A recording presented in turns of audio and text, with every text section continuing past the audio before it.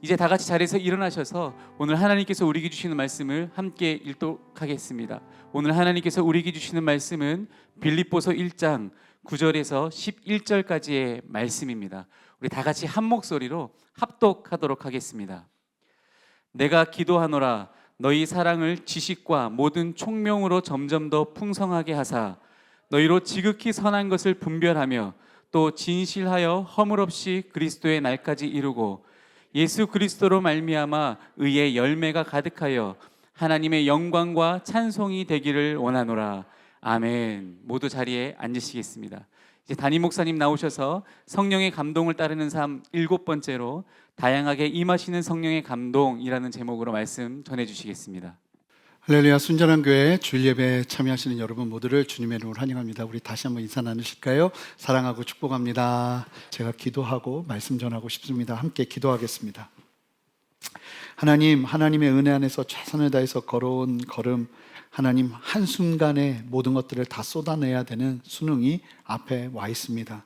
우리 시온이, 찬규, 영광이 하나님 함께하여 주셔서 아버지의 지혜를 더하시고 하나님의 은혜 안에서 지금까지 공부한 최선의 것들을 마음껏 풀어낼 수 있도록 주여 지혜로 함께하여 주시옵소서.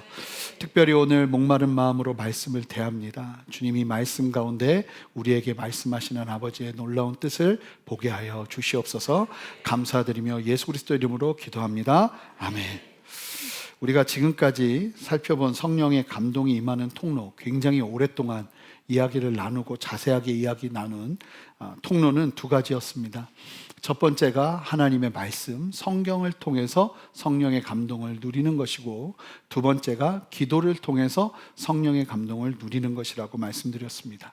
그 부분을 그렇게 길고 구체적으로 자세하게 나눈 이유는 이게 너무나 중요한 어떤 통로이기 때문입니다. 그리고 오늘 그 외에도 다양한 통로를 이야기할 텐데 굉장히 짧게 이야기할 겁니다. 왜일까요? 주요한 통로가 되면 안 되기 때문입니다. 그럼에도 불구하고 하나님은 이런 방법으로도 우리에게 감동을 주시고 지도해 주시고 인도해 주시고 또 건너게 하시고 걷게 하시고 하시는 은혜가 있어요. 그 부분들을 좀 먼저 살펴보고 그 안에서 우리가 기억해야 될 것들을 바라보면서 하나님 앞에 서는 시간 됐으면 좋겠습니다. 여러분, 예전에는 구약시대에는 특별한 사람들에게만 이런 다양한 통로들이 임했습니다. 아무에게나 임하는 게 아니었고요. 심지어는 다른 이방인들 중에서도 뭐 왕쯤 돼야 그런 게 임하고, 왕쯤 돼야, 그리고 특별히 왕, 제사장, 선지자, 이 특별한 부류의 사람들이 아니면 이런 일들을 경험하는 것은 어려웠습니다. 그런데 놀라운 사실은 예수님께서 이 땅에 오시고 난 이후에 성령께서 임하시고 난 다음부터 이런 역사가 보편화되었습니다. 나는 누리지 못하는데 이게 무슨 얘기지? 아니에요. 성령이 임하면, 예수 그리스도를 믿고 성령이 임하면 구약시대에 다니엘이 꿈을 꾸고, 그리고 막 꿈을 해석해주고, 요셉이 꿈을 꾸고, 뭐 수많은 사람들이 환상을 보고 예언을 하고 하는 것들이 성령이 임하고 난 다음에 예수님께서 십자가에서 죽으시고 부활하셔서 구원의 길을 여시고 그 사실을 믿는 사람들이 성령을 체험하기 시작할 때, 성령을 충만하게 누리기 시작할 때 이 모든 일들이 보편화되면서 우리 모두가 누리게 되는 거예요. 그러니까 지금 말씀드릴 것들은 특별한 역사가 아니라 너나 할 것 없이 다 누려야 되는 역사인 거예요. 어떻게 보면 주류는 아니라 할지라도 여러분들 안에 이러한 부분에 대한 이해와 소망이 있어야 될 것이고, 어쩌면 이미 하나님은 여러분들에게 그런 방법으로 역사하셨을 수도 있어요. 못 들은 거죠. 깨닫지 못한 거죠. 이게 뭐야 하고 넘어갔을 수도 있다는 거예요. 근데 오늘 말씀을 들으면서 그래, 하나님은 내 인생 가운데 이렇게도 역사하실 수 있구나 하는 것을 깨닫고 누리고 하나님의 역사하심 가운데 같이 들어갈 수 있는 은혜가 있으면 좋겠어요. 아주 중요한 말씀인데 사도행전 2장 17절 말씀을 한 목소리로 읽어보겠습니다. 함께 읽습니다. 시작. 하나님이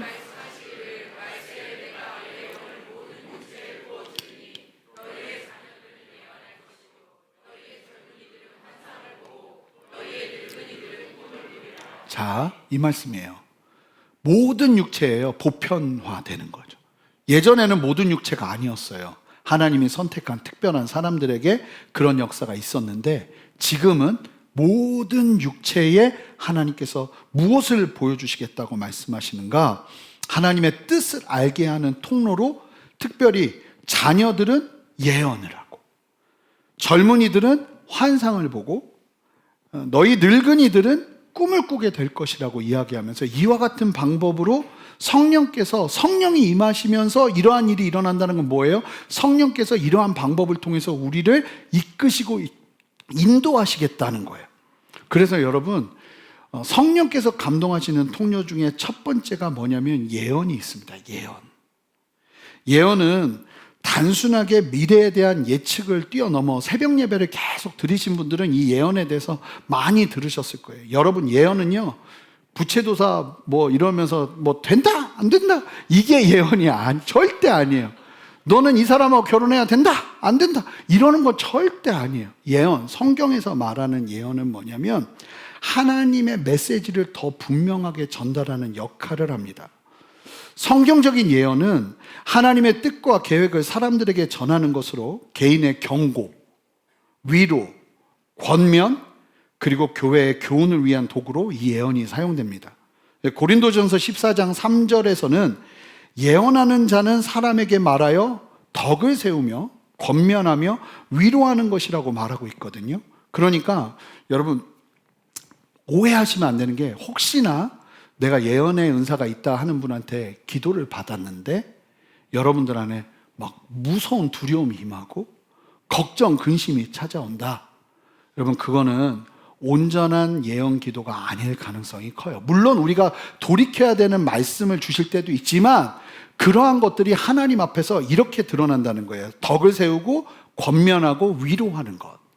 그런데 그런 게 아니면 큰일 난다니까요. 제가 왜 말씀드렸잖아요. 미국에 있을 때 어떤 성도님이 도넛샵을 열었어요. 도넛 가게를. 이 달라스 쪽은 그 던킨 도넛 이런 데가 살아남질 못해요. 한국인들 도넛이 너무 맛있어서 거기가 이거에 응하시면 그냥 진짜 맛있어요. 그래서 새벽부터 만드니까 따끈따끈한 도넛이 나오거든요. 근데 어떤 성도님이 도넛샵을 연 거예요. 기도를 받고 싶어서 예언의 은사가 있다는 젊은 자매님을 데리고 딱 왔는데 들어오자마자 그랬다니까요. 왜 여기다 했어요? 그런 거예요. 그러고 난 다음부터 이분은 장사가 막 너무 힘든 거예요. 장사가 잘 돼도 두려운 거예요. 그 예언 기도 때문에. 그러고 나니까 거기에 완전히 묶여버리는 거죠. 여러분, 이거는 건강한 기도도 아니고 그 사람도 위험한 사람인 거예요. 여러분, 그런 말들은 예수 이름을 명하노니 떠나가라 하고 떠나 보내버려야 돼요. 하나님은 그렇게 역사하시는 분이 아니거든요. 예언하는 자는 사람에게 말하여 덕을 세우고 권면하고 위로한다는 거예요. 그리고 예언의 목적은요, 교회의 영적 성장을 위한 것이에요. 예언은 성령의 은사 중에 하나로 간주되면서 하나님의 음성을 대변하여 공동체를 세우고 인도하는 데 중요한 역할을 합니다. 여러분, 사도행전 21장 우리 함께 봤잖아요. 선지자 아가보가 바울이 예루살렘으로 가려 할 때 바울의 그 옷에 있는 거, 그 묶고 있던 거 딱 풀러가지고 자기 손에 묶더니 예언하기 시작하잖아요. 너 예루살렘 가면 이렇게 유대인들에게 끌려가서 어떤 이방인들에게 잡혀가게 될 것이라. 이게 로마임을 말하면서 예언을 하잖아요. 그리고 그대로 하나님의 말씀대로 이루어지는 것을 보게 됩니다. 실제로 그런 은혜가 있다는 거예요. 내가 하나님의 뜻을 잘 모를 때 예언을 통해서, 예언의 역사와 사역을 통해서 역사된다는 거예요. 그럼 이 예언은 어디에서 가장 강하게 드러나는가? 여러분, 이거를 여러분들이 느끼는 그 종교적인 어떤 감각으로 생각하시면 안 돼요. 가장 강력한 예언은 말씀 선포예요. 가장 강력한 예언은 설교예요. 왜냐하면 이 설교 시간에 하나님의 말씀과 뜻을 풀어서 이 시대 가운데 성도들 가운데 필요한 말씀을 증거하시기 때문에 예언적인 기능이 가장 강력하게 드러난다는 거예요. 그래서 목회자가 하나님 앞에 민감해야 돼요. 적어도 성령의 감동과 인도하심 앞에서 민감하게 반응할 수 있는 영적인 수준이 반드시 갖춰져 있어야 돼요. 여러분, 이건 양력으로 되는 게 아니에요. 박사학위를 한다고 되는 게 아니에요. 이게 하나님 앞에 함께 하면서, 하나님과 함께 동행하면서 하나님 그분의 말씀 앞에 진짜 삶을 드리면서 순종하는 걸음을 통해서 습득되는 거예요. 그러면서 그런 사람이 선포하는 말씀을 통해서 하나님의 뜻이 증거되고 거기서 아, 하나님의 뜻이 이것이구나 하고 아멘하고 받아들이며 순종하며 나아가는 은혜가 필요한 거죠. 근데 만약에 설교 시간에 여기서 내가 복음을 얘기하고 내 생각 얘기하고 내 철학 얘기하고 그러면 큰일 나는 거죠. 그래서 예언을 통해서, 그러니까 여러분 설교를 통해서 하나님의 뜻을, 성령의 감동을 경험하실 수 있어요. 이건 강력한 통로예요, 여러분. 그래서 지금 말씀을 들으면서도 여러분들 안에 성령께서 주시는 감동을 경험할 수 있다고요. 다른 데 있지 않아요. 두 번째, 하나님께서 우리를 이끄시면서 성령의 감동을 주시는 또 다른 통로는 꿈이에요. 꿈. 실제로 성경에서 꿈은 하나님의 뜻을 전달하는 또 다른 방법으로 사용됩니다. 하나님께서는 여러 번 꿈을 통해서 사람들에게 말씀하시는 이야기를 우리에게 전해주고 계세요. 예를 들어 창세기 37장에서 보면 요셉은 꿈을 통해 자신의 미래에 대한 계시를 받고, 좀 요셉은 은사처럼 꿈 해석 능력을 받습니다. 그래서 누가 꿈을 꾸면 좀 이상한 꿈, 이게 무슨 의미가 있는 꿈인 것 같은데 하는 꿈을 꾸면 그 꿈을 듣고 해석해주는 능력이 있었어요. 이게 은사처럼 있었던 거예요. 이건 공부한다고 되는 게 아닌 거죠. 은사가 제가 말씀드렸잖아요. 고린도전서 13장, 14장에 나오는 은사가 모든 은사의 전부가 아니라고요.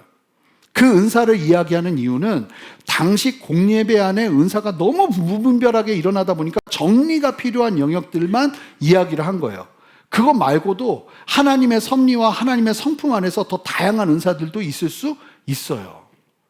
제가 말씀드리지 않았나요? 어떤 분은 이게 기도를 하면서 이렇게 아픈 데를 때려주는데 아픈 데로 손이 가요. 그래서 그분한테 기도받다가 엄청 맞았습니다. 얼굴부터 시작해서 얼마나 맞았는지 몰라요. 근데 막 기도를 하는데 그러면서 막 아픈 데로 가면서 막 때려요, 아픈 데를. 그러면은 낫는 경우가 많아요. 맞고 낫는 거죠. 이걸 성경적으로 어떻게 설명하실 거예요, 이걸? 그러니까 그 간사님이 지금 이제 미국에 계신데, 간사님 일로 와보세요 하면 무서워요. 나 또 때리려고 그러나? 그러면 또 기도해주면서 막 하는데, 뭐 그러면서 은사를 경험하는 거죠. 하여간 다양하다는 거예요. 근데 꿈으로 하나님이 당신의 백성들에게 말씀하실 때가 굉장히 많아요. 여러분 아시는 것처럼 사도행전 16장에서도 바울이 꿈을 꾸죠. 마게도냐로 이끄시는 하나님의 뜻을 꿈으로 확인을 합니다. 꿈은 하나님께서 개인에게 주시는 깊은 영적, 어떻게 보면 드러낸 하나님의 뜻을 가르쳐주는 통로로 사용되는 것을 보게 돼요. 때로는 중요한 결정을 내리거나 방향을 전하는 데 있어서 하나님의 개입이 보여지는 시간이 바로 꿈인 거예요. 여러분 혹시 그런 꿈 꿔보신 적 있어요? 저도 지금 이게 매일 있으면 이건 이상한 거거든요. 근데 그런 분도 또 봤잖아요. 우리가 장요셉 선교사님. 이분은 지금도 저한테 문자 보내면 꿈꾼 얘기를 하세요. 또 꿈에서 이분은 거의 은사 같은 아주 특별한 경우인 거죠. 이게 일반화가 될 수는 없는 거예요. 그리고 그렇게 꿈꾸지도 않고요. 근데 이분은 그렇게 꿈을 꿔요. 하나님이 좀 특별하게 이분을 그렇게 인도하시는 게 아닌가. 이분은 신학도 안 했고 아무것도 안 하셨잖아요. 하나님이 특별하게 써야 되니까 그 통로로 쓰시는 게 아닌가 싶고. 근데 저 일생에 많지는 않지만 저도 지금 기억나는 게 20대 때 꿈을 꿨는데, 제가 군대에서 꿈을 꿨어요. 군대에서 지금 너무나 기억하는 게 뭐냐면, 이게 광야가 이렇게 보이고요. 사람들이 이쪽 이렇게 다 흩어져서 펑펑 울고 있는 거예요. 근데 제가 꿈에 하나님께 물었어요. 하나님, 저 사람들 누구예요? 근데 꿈에 선교사들이야 그러는 거예요. 선교사들이야. 그래서 제가 그럼 뭘 해야 돼요? 또 꿈에 물었어요. 그때 하나님이 기타 잡고 찬양해. 그래서 기타 잡고 찬양을 했거든요. 그랬더니 꿈이니까 그 흩어졌던 사람들이 막 웃으면서 같이 와서 막 찬양을 하더라고요. 그러다가 딱 깼는데 군대 내무실이었어요. 빨간 불빛 밑에서 막 군대 선임들 막 자고 있고, 근데 꿈을 꾸고 깼는데 이게 잊혀지질 않는 거예요. 어떻게 보면 내가 해야 될 중요한 사역 중에 하나가 선교사님들을 격려하고 세우는 일이구나, 그런 생각을 하게 된 거죠. 여러분 그런 꿈들이 있단 말이에요. 하나님이 우리의 인생 가운데 주시는 꿈들이 있어요.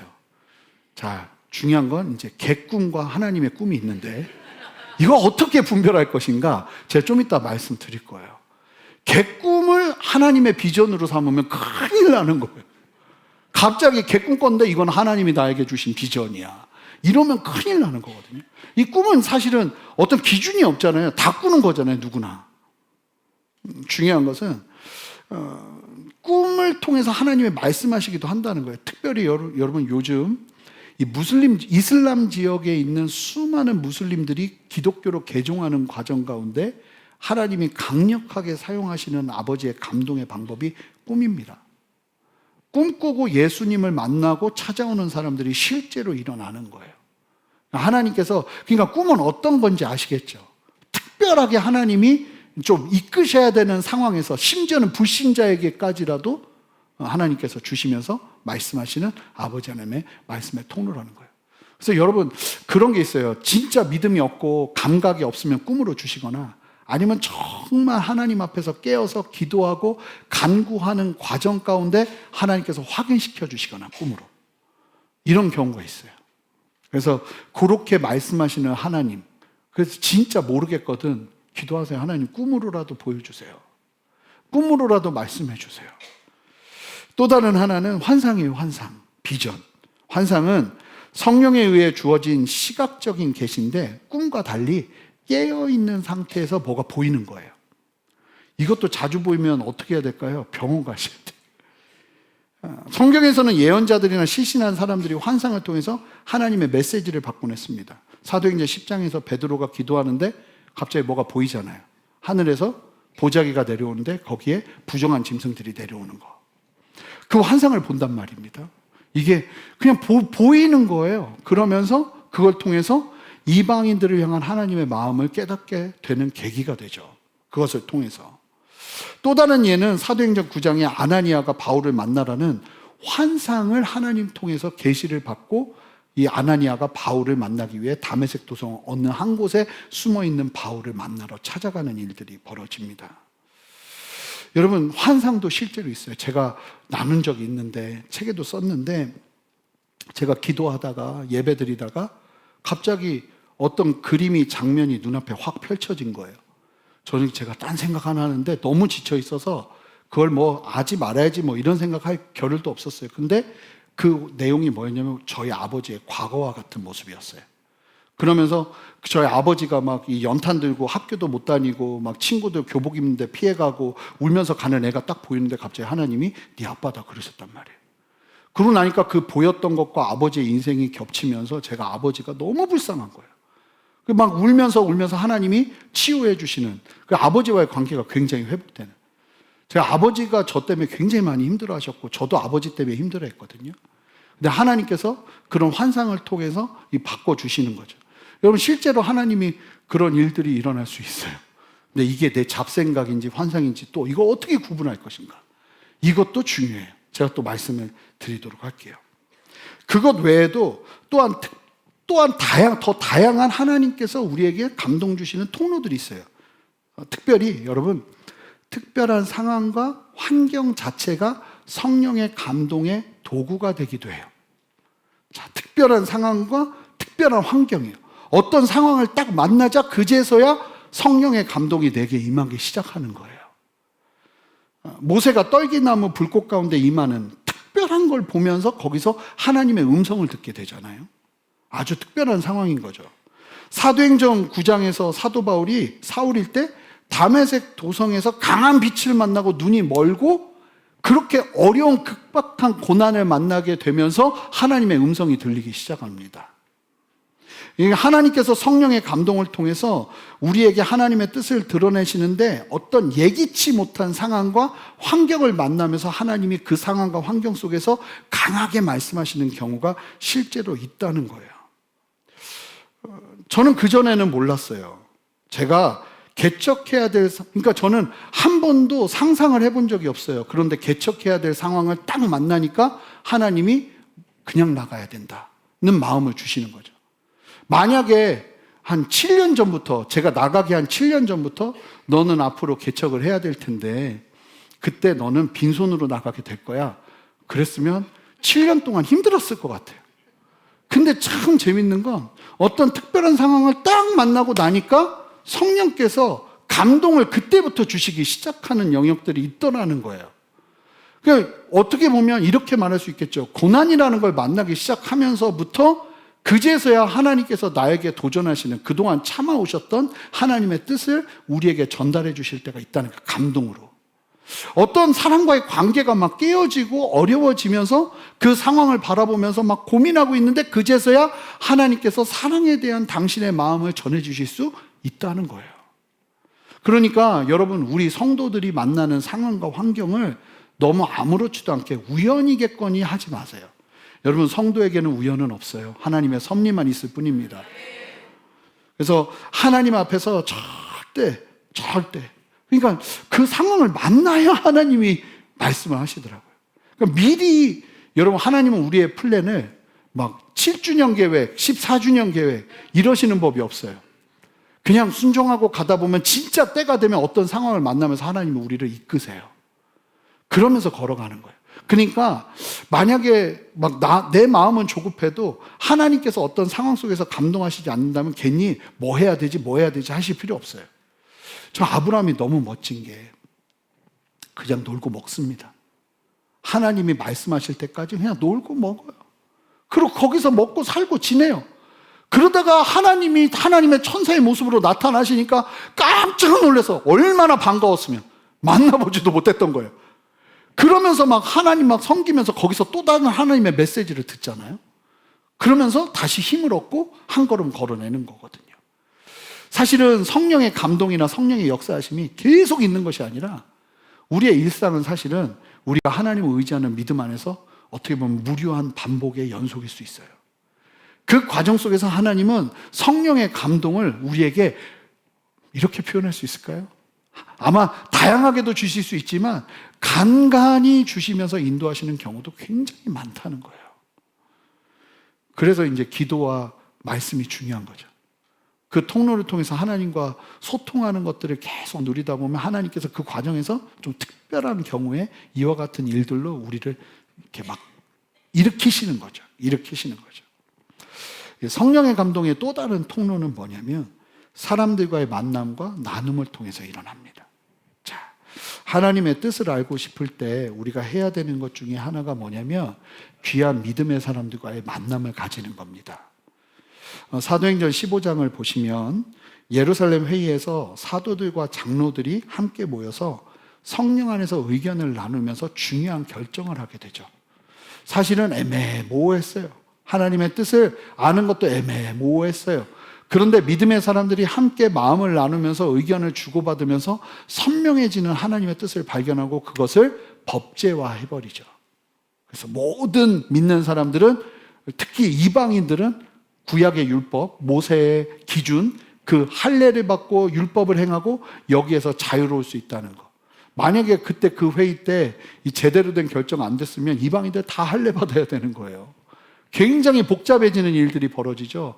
근데 그때 하나님의 사람들이 함께 모여서 그 중요한 회의를 하면서 모두가 전체가 그 회의의 결정을 따르게 되면서 하나님의 섭리와 하나님의 역사하심을 경험하게 되잖아요. 그러니까 사실은 성령의 감동은요, 사람들과의 만남을 통해서도 우리한테 참 많이 부어져요. 그리고 공동체의 조언, 하나님의 사람들과의 이야기를 통해서, 그래서 여러분 목장 모임이 참 중요할 수 있고, 목장 모임이 인간적인 모임이 되면 절대로 안 되는 거예요.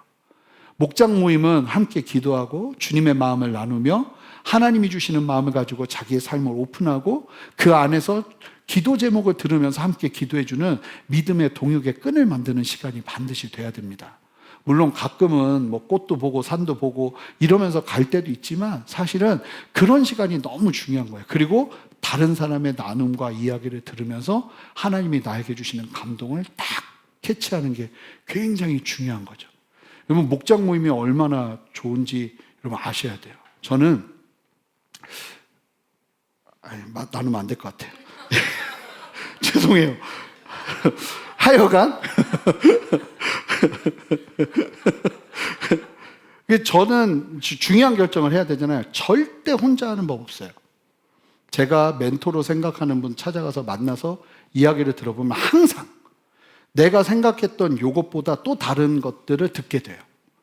근데 그게 때로는 하나님이 나에게 말씀하시는 것처럼 들리는 거예요. 제가 며칠 전에도 너무 귀한 목사님하고 삶을 나누고 또 사역에 관해서 나누는데 그분이 이런 얘기를 하더라고요. 여러분 요즘 사람들이 핸드폰이나 TV나 미디어 이렇게 이런 매체를 보는 평균 시간이 몇 시간인지 아세요? 평균 시간이 10시간이래요. 10시간. 저 깜짝 놀랐어요. 진짜로. 그리고 연세가 있으실수록 더 많이 보신대요. 젊은 애들도 많이 보지만. 그러면서 그 목사님이 저한테 뭐라고 말을 하냐면 이 온라인 사역을 손을 놓고 있는 건 지금은 교회가 수도원으로 들어가는 거랑 똑같다는 거예요. 저는 하나님의 음성처럼 들렸어요. 그 얘기가. 아, 그렇구나.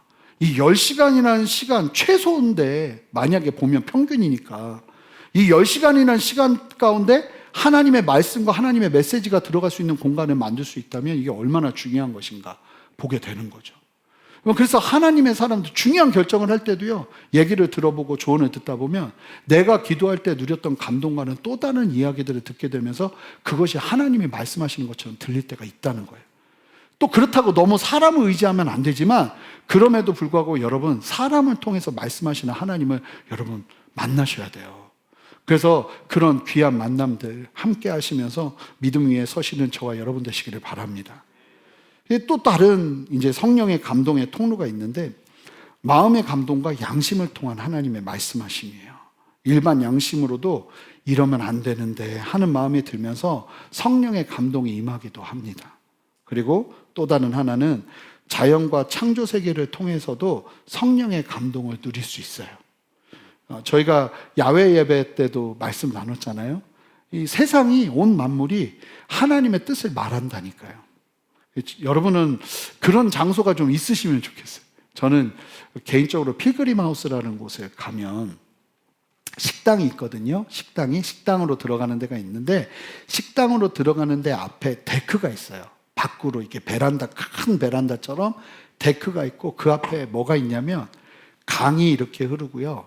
산이 이렇게 있어요. 산이 이렇게 있고 그 앞에는 논밭이 이렇게 크게 있어요. 그 광야가 이렇게 쫙 펼쳐지거든요.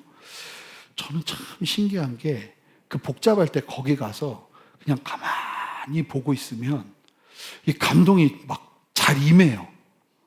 그래서 저는 기도도 중요하지만 그렇게 가만히 이렇게 서서 이렇게 보고 있으면 산새, 그리고 흐르는 강, 그리고 논밭 막 변하거든요. 내가 봄에 왔을 때는 막 자라고 있었는데 지금 벌써 싹 사라졌네. 막 이런 거 보면서 계절의 변화들을 보면서 이 하나님이 나에게 주시는 감동들을 누릴 때가 참 많거든요. 제가 지난주에도 2부 예배 때 나눴던 것 같아요. 때로는 우리가 너무 영적인 일에만 사로잡혀서 영적인 것만 바라볼 때 좀 밖을 볼 필요가 있어요. 육적인 걸 볼 필요가 있어요.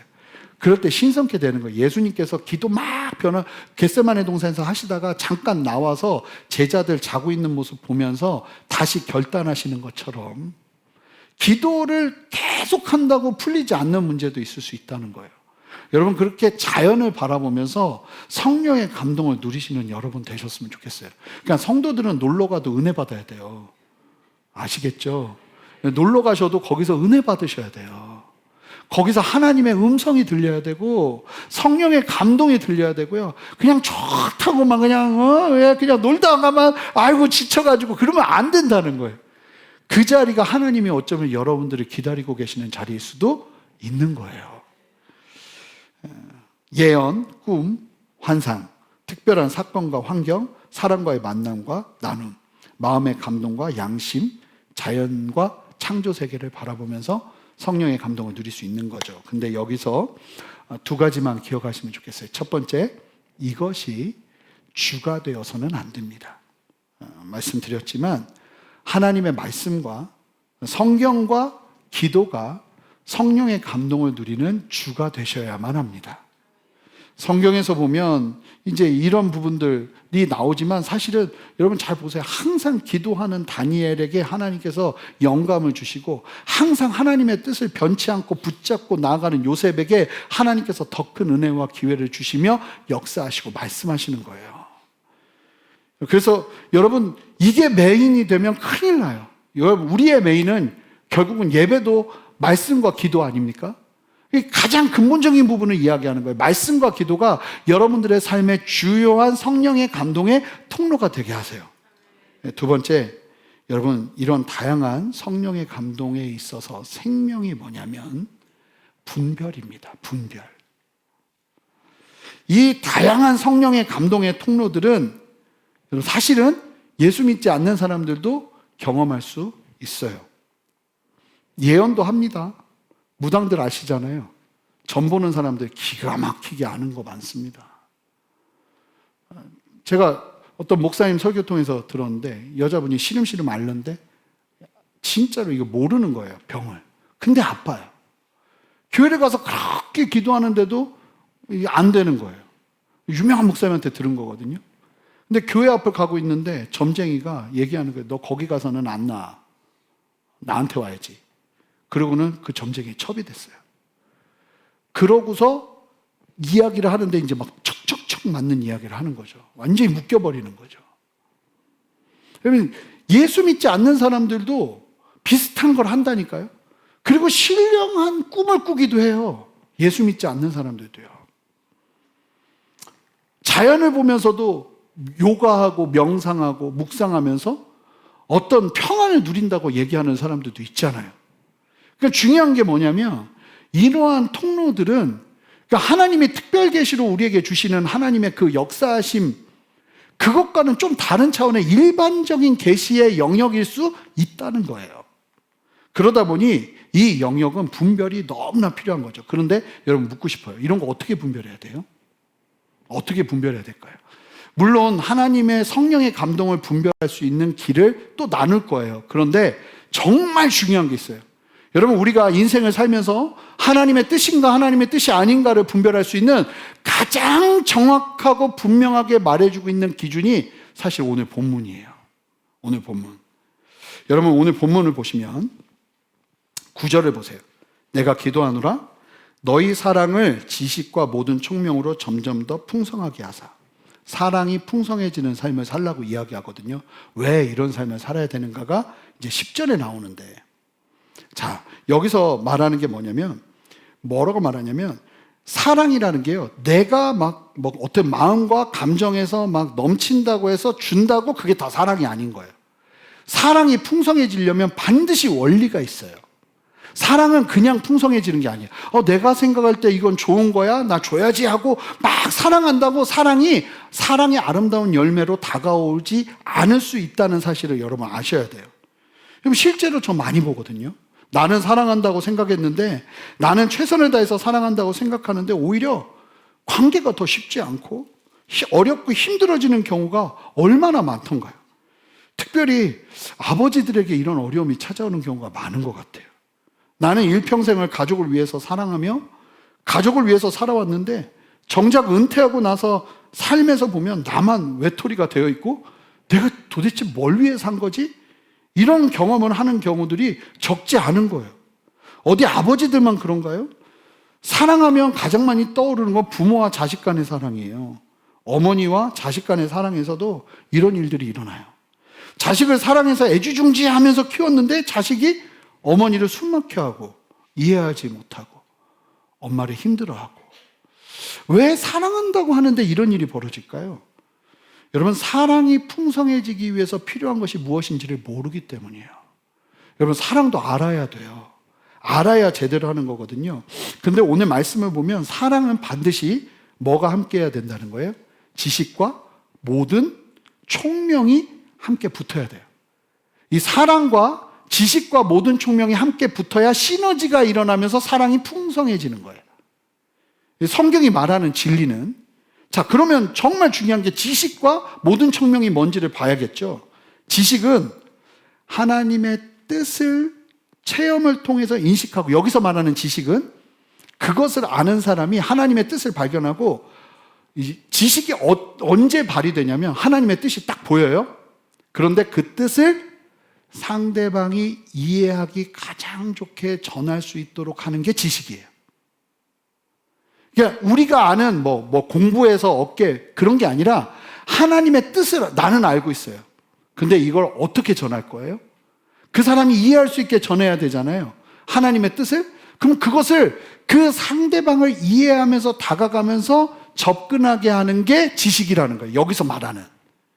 더 분명하게 설명하려면 너무 길어서 제가 최대한 짧게 설명을 드리는 거예요.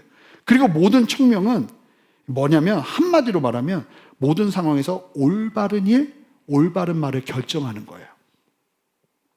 특별히 도덕적인 분별도 이야기하고요. 선과 악을 구별하고 판단하기 위해서 반드시 있어야 되는 게 총명인데 이 총명이 어디서 사용되어져야 되는가? 사랑의 자리에서 사용되어져야 된다는 거예요. 사랑은 하나님을 온전히 알고 하나님의 뜻을 효과적으로 온전하게 나타낼 때 풍성해지는 거라는 거예요.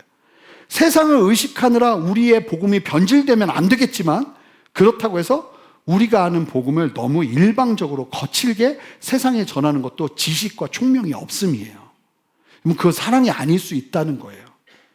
예수님의 공생의 기간 동안에 전하신 천국 복음이 물론 종교 지도자들에게는 강한 반발심을 가져왔지만 목마른 심령들에게는 생명수로 다가갔잖아요.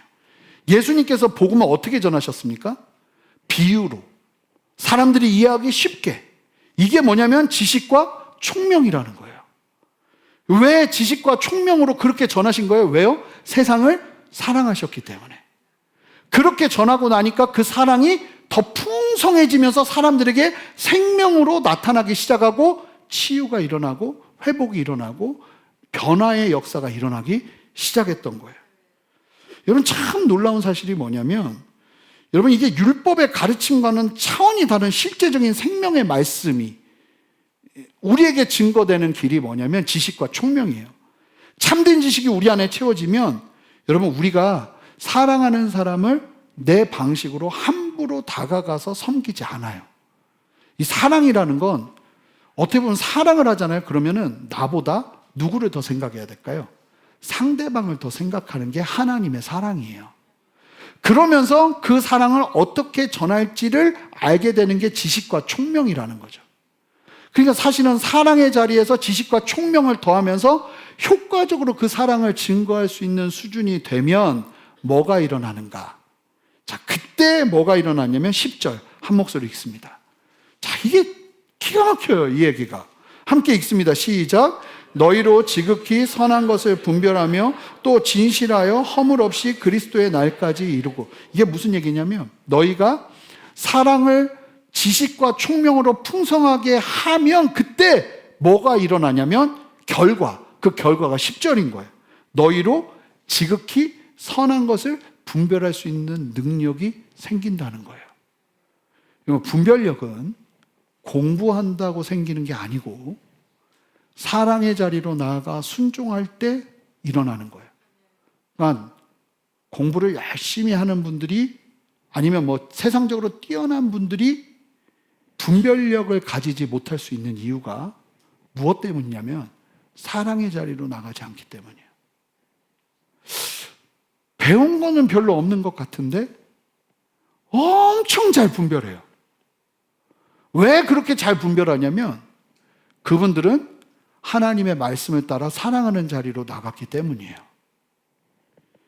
참 재밌는 것은 분별이 어디서부터 오는 것이라고 결국 이야기하고 있냐면 사랑으로부터 오는 것이라고 이야기하고 있다는 거예요.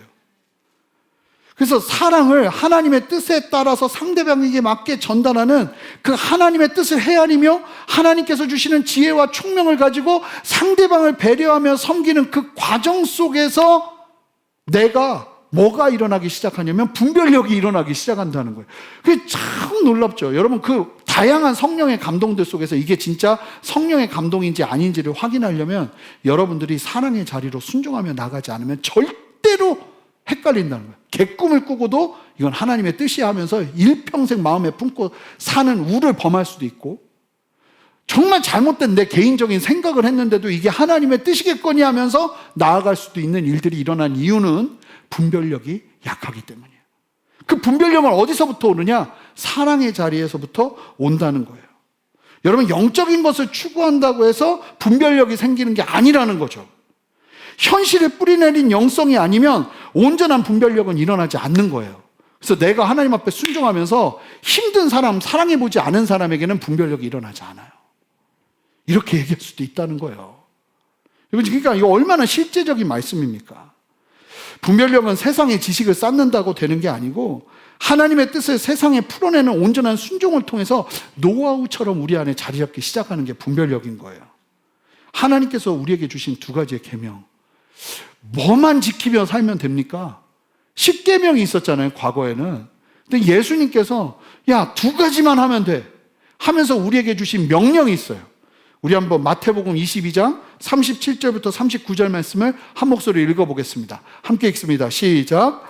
예수께서 이르시되 내 마음을 다하고 목숨을 다하고 뜻을 다하여 주 너의 하나님을 사랑하라 하셨으니 이것이 크고 첫째 되는 계명이요 둘째도 여러분, 우리가 해야 되는 건 결국 뭐예요? 사랑이에요. 사랑. 선교도 사랑이고 순종하는 그 모든 것도 결국은 사랑하기 위해서 순종하는 거예요.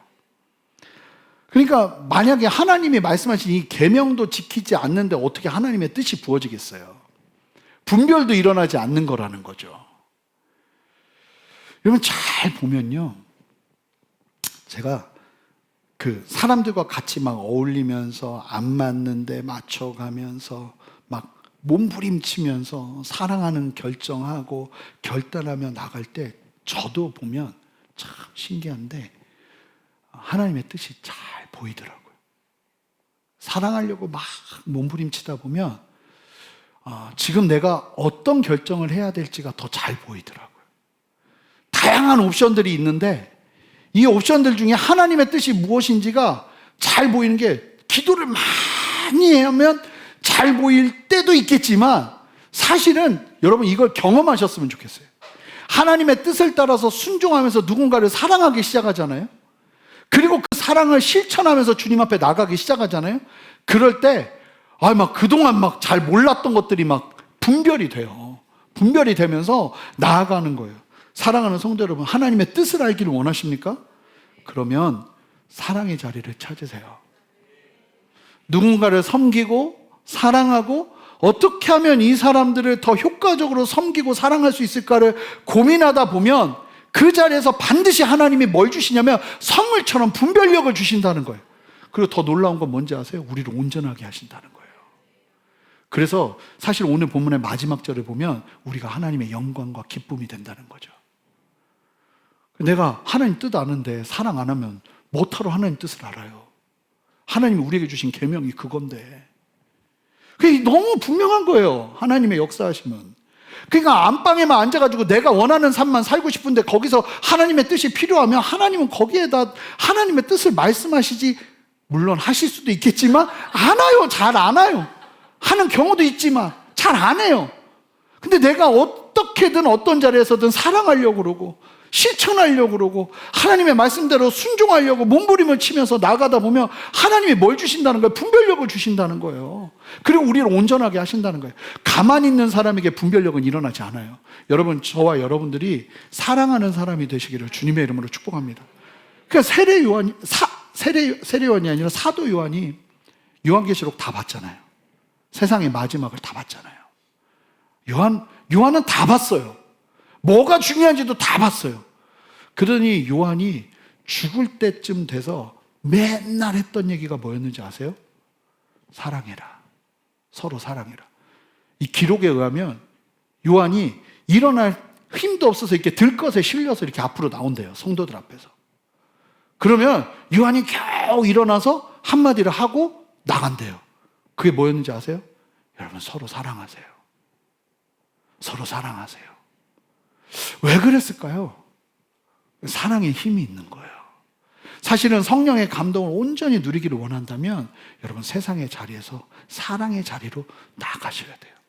나만 위하고 나만 아끼고 나만 생각하는 그 좁은 편견에서 벗어나 하나님의 마음을 가지고 하나님을 뜻을 다하고 또 어떻게 돼요? 어떻게 해요? 생명을 다하고, 내년 표어예요.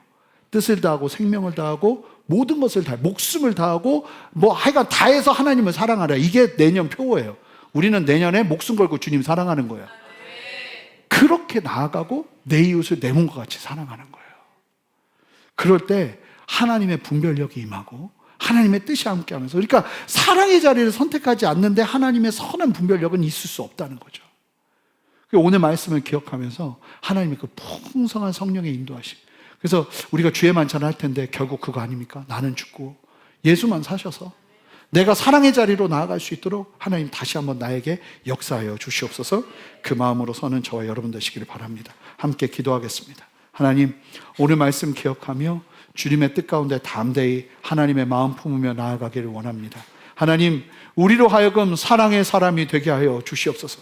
그냥 사랑이 아니라 지식과 모든 총명이 함께하며 아버지 하나님, 정말 주님의 마음을 가지고 그 사랑을 풍성하게 하는 은혜 위에 분별력과 아버지 하나님 끝까지 신앙을 지킬 수 있는 믿음의 지구력을 가지고 나아가는 은혜와 역사를 허락하여 주시옵소서. 그렇게 새 일을 행하시는 주님 찬양하며 예수 그리스도 이름으로 기도합니다. 아멘.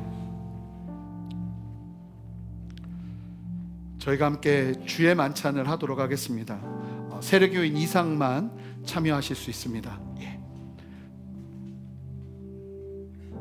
세례를 받지 않은 분들은 함께 기도하는 마음으로, 절대로 부끄러운 거 아니니까요, 기도하는 마음으로 이 잔과 떡을 지나쳐 주시면 감사하겠습니다.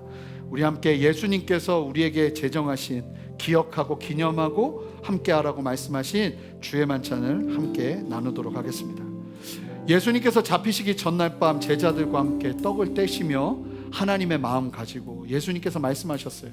이 찢겨진 떡이 너희를 위해 찢기는 나의 몸이니 이 떡을 먹을 때마다 나의 희생과 나의 눈물과 나의 걸음을 기억하라고 하셨어요.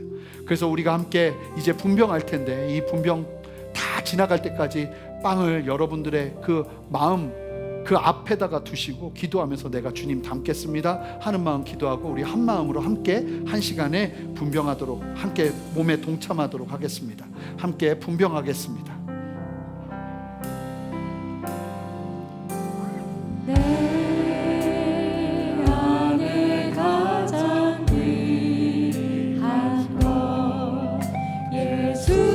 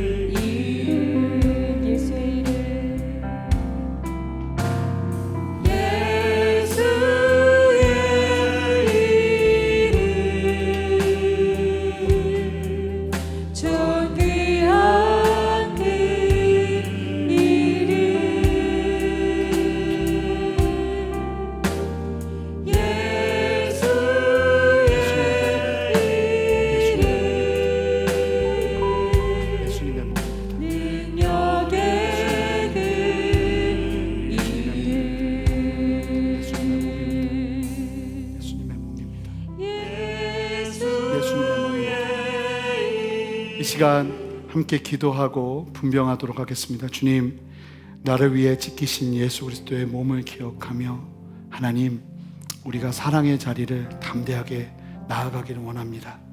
상처받는 게 두렵고 찢기는 게 두려워 순종하지 못하는 걸음이 아니라 나를 사랑하셔서 모든 것을 다 내어주신 예수님을 기억하며 그 사랑을 힘입어 세상 가운데 담대히 나가는 우리 모두 되기를 원하오니 하나님, 가정에서, 직장에서, 그리고 학교에서, 삶의 그 모든 자리에서, 교회에서 아버지, 이 예수 그리스도의 사랑을 기억하며 나아가는 은혜를 허락하여 주시옵소서.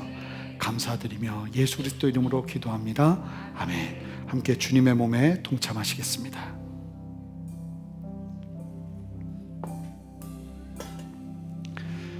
같은 시간 예수님께서는 떡을 나누신 후에 이와 같이 잔을 들어 축사하시며 말씀하셨습니다. 이 잔은 너희를 위해 흘리는 나의 언약의 피니 이 잔을 마실 때마다 나를 기념하라고 하셨어요. 예수 그리스도의 보혈의 은혜가 우리 안에 충만하게 흐르는 시간 되기를 소망합니다. 함께 주님의 피를 상징하는 잔을 분잔하도록 하겠습니다. 보혈을 지나 하나님 품으로 보혈을 지나 아버지 품으로 보혈을 지나 하나님 품으로 한 걸음씩 보혈을 지나 보혈을 지나 하나님 품으로 보혈을 지나 아버지 품으로 보혈을 지나 하나님 품으로 한 걸음씩 나아가네. 존귀한 주 보혈이 내 영을 새롭게 하시네. 존귀한 주 보혈이 내 영을 새롭게 존귀한 주 보혈이 내 영을 새롭게 하시네. 존귀한 주 보혈이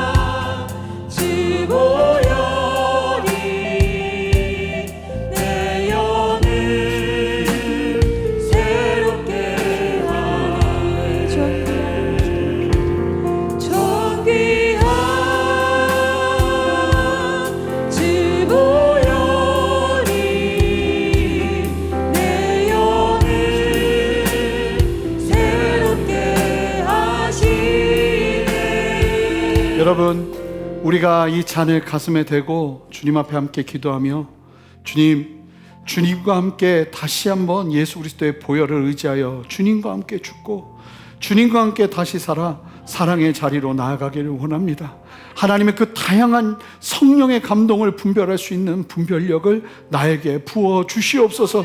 사랑의 자리를 포기하지 않겠습니다. 하나님, 나의 사랑이 풍성하여질 수 있도록 지식과 모든 총명을 부어 주시옵소서. 함께 간절히 주님의 이름 한번 부르며 기도합니다. 주여, 하나님, 우리 안에 역사하시는 주님을 찬양합니다. 하나님 인도하시고 함께하여 주셔서 하나님의 은혜 아래 다시 한번 나를 예수 함께 살며 사랑의 자리로 나아가 앞에 영적인 분별을 더하며 하나님 앞에 담대히 서는 은혜를 누리기를 원하오니 주여 역사하시고 함께하여 주시옵소서. 아버지 붙들어 주시옵소서. 하나님 역사하여 주시옵소서. 하나님만 바라보며 주 앞에 섭니다. 성령이여 역사하시고 인도하여 주시옵소서. 하나님 말씀하여 주시옵소서. 분별하게 하여 주시옵소서. 아멘. 사랑의 자리를 선택하게 하시고 하나님 앞에 나아갈 수 있도록 역사하여 주시옵소서. 사랑의 주님 감사합니다. 주님을 따라 다시 한번 예수 그리스도의 그 흘리신 보혈을 기억하며 주의 잔을 대합니다. 펄펄 살아있는 우리의 자아가 죽어나가는 시간 되게 하여 주시고, 하나님의 진리로 우리를 새롭게 하여 주시옵소서. 예수님만 살 수 있는 나의 인생 되게 역사하여 주시옵소서. 그 위에 부으시는 하나님의 영적인 분별력과 하나님의 마음이 사랑을 통해 드러나기를 원하오니, 하나님 우리 안에 함께 하시며 영광 받아 주시옵소서. 감사드리며 예수 그리스도 이름으로 기도합니다. 아멘. 우리 함께 주님의 잔에 동참하시겠습니다.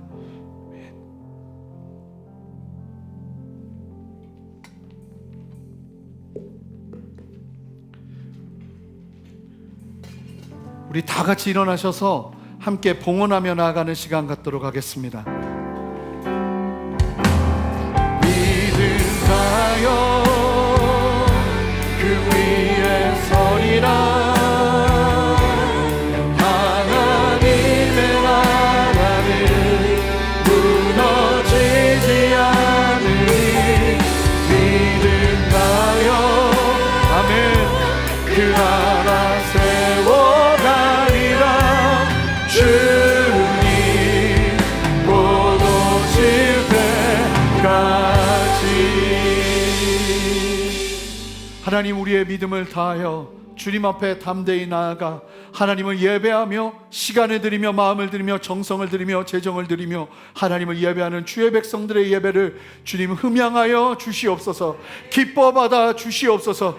하나님의 영광, 하나님의 기쁨이 되는 인생 되게 역사하여 주시옵소서. 하나님 한 주간 삶의 자리에서 사랑의 자리 놓치지 않게 하시고, 하나님 하나님의 뜻 가운데 나의 사랑이 아니라 예수 그리스도의 사랑을 지식과 모든 총명으로 전달할 수 있는 은혜를 허락하여 주시옵소서. 하나님 나를 향했던 관심을 내려놓고 상대방을 향한 관심을 가지고 그 사람이 무엇을 원하고 무엇을 기뻐하는지를 볼 수 있는 새로운 믿음의 시선이 우리 모두에게 있어지기를 원합니다. 그 자리에서 사랑하며 나아갈 때 하나님께서 부어주시는 영적인 유익들이 충만하게 부어지는 은혜와 역사를 허락하여 주시옵소서. 하나님 우리 모두에게 그 넉넉한 사랑을 부어 주시옵소서. 이 시간 육신의 연약함으로 고통받고 있는 성도들 친히 찾아가셔서 하나님 치유의 손을 발하여 주시고 하나님의 은혜 안에 온전케 되는 역사를 보게 하여 주시옵소서. 하나님의 사랑의 그 풍성함은 우리의 육신의 연약함도 고치고 남는 줄 믿사오니 하나님 역사하여 주시옵소서. 재정의 문을 열어 주시옵소서. 관계의 문을 열어 주시옵소서. 상황의 문을 열어 주시옵소서. 깨닫게 하시고 알게 하시고 분별하게 하여 주시옵소서. 감사드리며 예수 그리스도 이름으로 기도합니다. 아멘.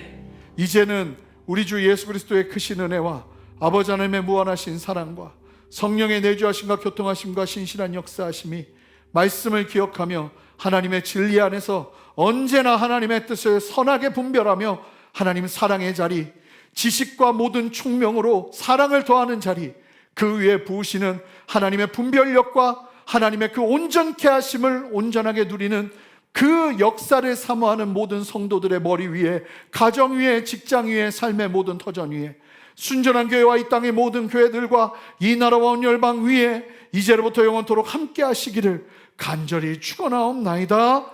아멘.